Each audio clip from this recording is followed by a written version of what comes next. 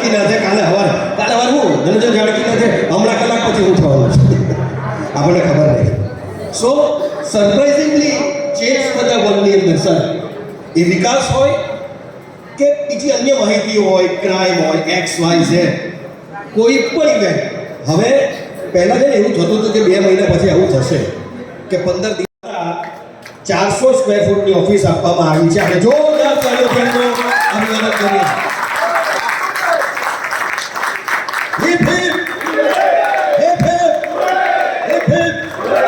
Thank you so much guys. હવે એવું કહેવાય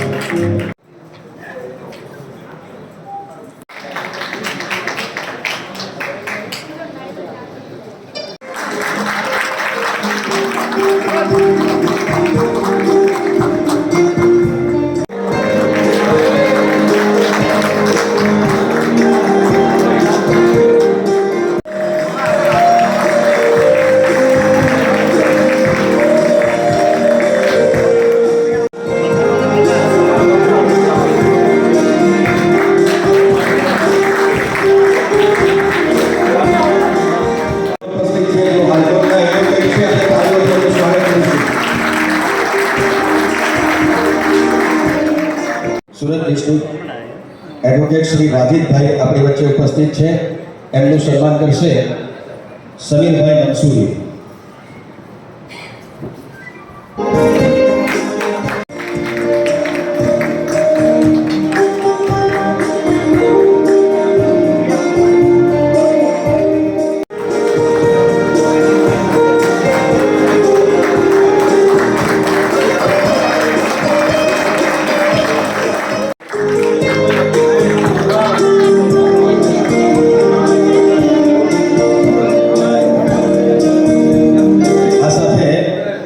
ચેતનભાઈ વકીલ,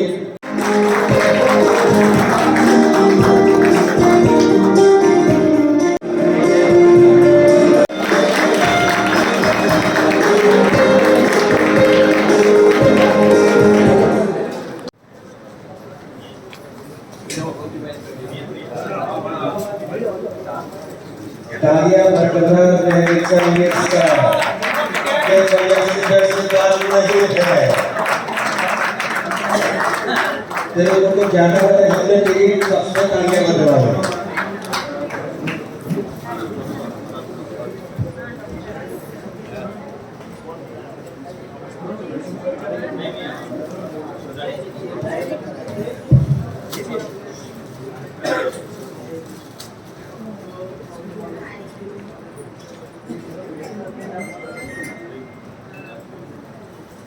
ये संदर्भ क्यों है भाई? गब्बर आ गया और हम खुद जाएगा वो जाएगा तो कैसे जाओ कोई बैठूं नहीं वो तो गाड़ी भाव में पानी कैसे હવે અવાજ કર્યો છે બધા ચૂપ થઈ ગયા. હે પ્રભુ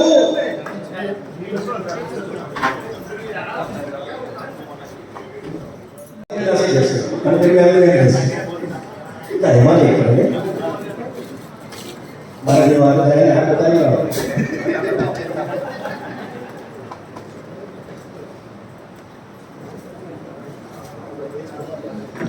બાકી બધા પત્રકાર બધા ફોટા પાડે બધા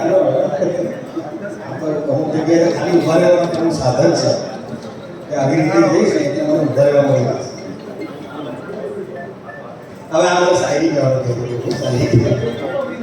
એ જોયું મેં ક્યાં શાયરી બોલી આ લોકો મને શાયરી બોલવાની કે હમણાં મારી વાઈફને મેં રોમેન્ટિક થઈને એવું કરું ટેન્શન નહીં લેવાનું વસ્તા કરવાનું તમને ગરબા કરીને ભરવાનું મેં મારી વાઈફને જરા રોમેન્ટિક થઈને સામે હાજર થયો છું અને અમારા હજીભાઈના એક બહુ સારા મિત્રતા છે અને હંમેશા એમ કહે છે કે તમે આગળ આવો અને કંઈ ને કંઈ આમાં કોન્ટ્રીબ્યુટ કરો. તો આગળના ટાઈમ પર બી સ્નેહ મિલન હતું ત્યારે આપણે પ્રાઇમ રિયલ્ટી તરફથી કોન્ટ્રીબ્યુશન હતું. આ સેકન્ડ ટાઈમ અમને બોલાવવામાં આવ્યા છે હજીભાઈ દ્વારા કે આપને આવવાનું જ છે. અને ખાસ હું એવું કહેવા માગું છું, આ પરિવારનું એક સંગઠન જોઈને મને ખૂબ આનંદ થાય છે. અને લાસ્ટ મને ખ્યાલ છે કે પત્રકાર ભાઈઓ કોવિડના ટાઈમમાં અમે માસ્ક વિતરણ કરવા માટે એક પ્રચાર કરવામાં આવ્યો હતો કે ભાઈ આપણે બધા લાઈક એ ટાઈમે બી લોકો હાજર થયા, પોતાના જાનના જોખમ પર બી કવરેજ કરતા હતા. અને આઈ થિંક જે સંગઠન અને જે આ જે લેવલ પર બધું એક યુનાઇટેડ થઈને જે કામ કરવામાં આવ્યું છે તો એપ્રિશિએબલ છે. અને આગળ બધા આઈના સંગઠન કરવામાં ગમે ત્યારે અમારી જરૂર પડે પ્રાઇમ રિયલ્ટી ઓલવેઝ સાથે છે. Thank you very much. Thank you.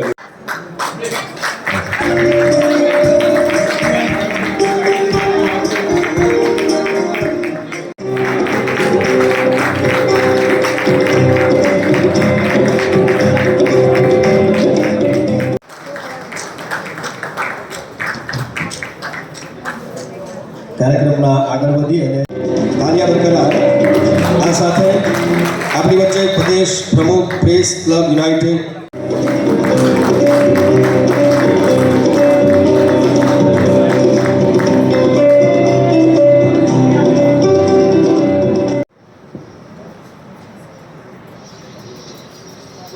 નવસર્જન પત્રકાર ચેરિટેબલ ટ્રસ્ટ સંચાલિત આજે સ્નેહ સંમેલન કાર્યક્રમ છે.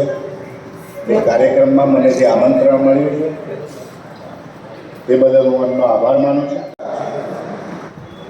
સલાહકાર એટલે કાયદાના જાણકાર તરીકે જે સલાહ આપવાની હોય તે એટલે advocate.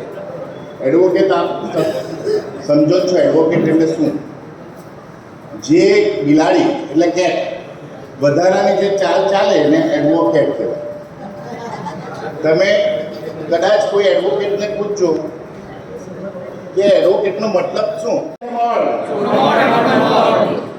Fraternity, assuring the dignity of the individual and the unity and integrity of the nation in our Constitution Assembly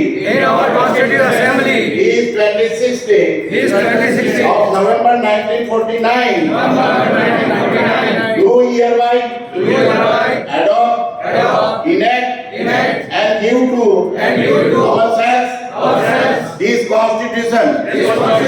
Jai Samvidhan, Jai Bharat.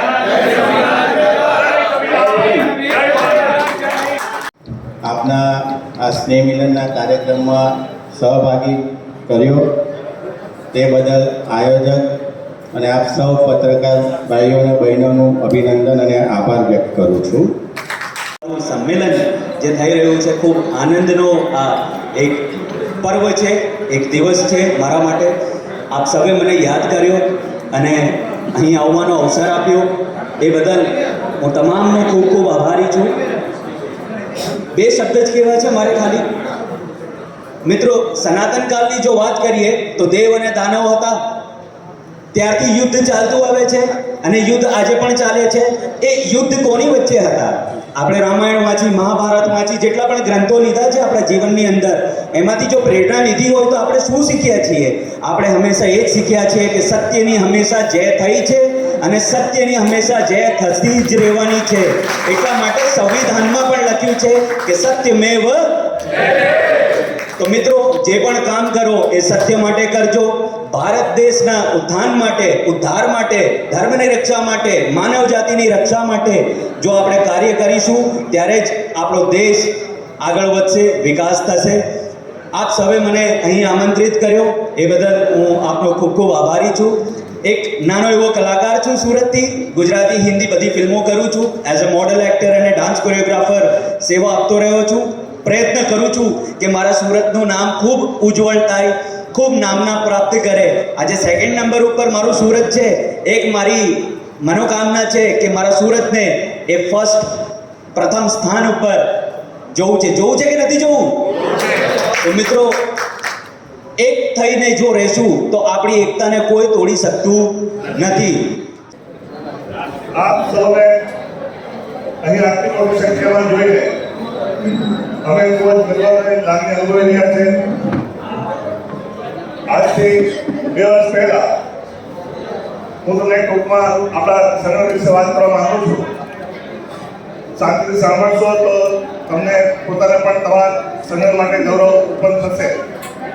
2 વર્ષ પહેલા જેમના હૈયે પત્રકારનો હિત સમાયેલું છે એવા અમારા પ્રમુખ શ્રી હરજીભાઈ બારૈયા મારી ઓફિસે આવ્યા અને મને કહ્યું કે પત્રકારો માટે હું ઘણું બધું વિચારી રહ્યો છું. એક પત્રકાર સંઘ સાથે જોડેલો પણ હતો, પણ એ લોકો તો સ્વાર્થી અને અન્ય રીતે બીજા પક્ષો સાથે જોડાયેલા છે. પત્રકારો હિત ધરાવતા નથી અને પત્રકારોને યુઝ એન્ડ થ્રો કરીને પોતાનો જ તકો સીધો કરી રહ્યા છે. સારી રીતે જોઈ રહ્યો છું. એટલે હું એ પત્રકાર સંઘમાં છૂટો થઈને આજે વિચાર્યું છે કે એમણે કંઈક કરું. તો એમને હરજીભાઈ બારૈયાને સાથે અમારી મીટિંગ થઈ અને મેં એમને કહ્યું કે જો દરેક પત્રકારોને ઈચ્છતા હોય અને સાચા અર્થમાં હક અને અધિકાર માટે લડવા માંગતા હોય તો હું આજથી તમારી સાથે છું. અને અમે તે દિવસથી શરૂઆત કરી અને પહેલું નેશનલ પ્રેસ એસોસિએશન સ્થાપના કરી, NPA નામ આપ્યું અને ત્યાંથી અમે આગળ ચાલ્યા. આજે તમારા તમામ સંગઠન સાથીઓ સાથે મિત્રો સાથે મળીને આજે આટલું સંગઠન થયું એનો તમામ યશ તમને જ મળે છે. જેના કારણે આજે તમારા સંગઠનને ટ્રસ્ટના માધ્યમથી પણ આપણે સ્થાપિત કરી ચૂક્યા છે. ફેડરલ ટ્રસ્ટની આપણે સ્થાપના કરી છે. એના માધ્યમથી આપણે એક મહુવા તાલુકામાં એક નાની ગૌશાળાનું પણ સંચાલન કરી રહ્યા છે. તમામ જવાબદારી પણ આપણે ઉપાડી રહ્યા છે. એની સાથે સાથે આજની તારીખમાં તમારી નજર સામે તમારી ઉપસ્થિતિમાં તમારા સંગઠનને અને તમારી સંગઠનની તાકાતને જોઈને તમારા હિત અધિકાર માટે તમારા માટે કાર્યાલયનું એક ઓફિસ 400 ફૂટની ઓફિસ છે તમને આપી દીધી. એવા અમારા હીરોભાઈ મુનશી સાહેબનો આ તકે આભાર માનું છું. તે પ્રમાણે આજની તારીખમાં જે આટલી મોટી સંખ્યામાં અહીંયા ઉપસ્થિત થયા છે એ તમામ મારા પત્રકાર મિત્રો ભાઈઓ અને બહેનોનો હાર્દિક આભાર માનું છું. જય ભારત, જય ભીમ.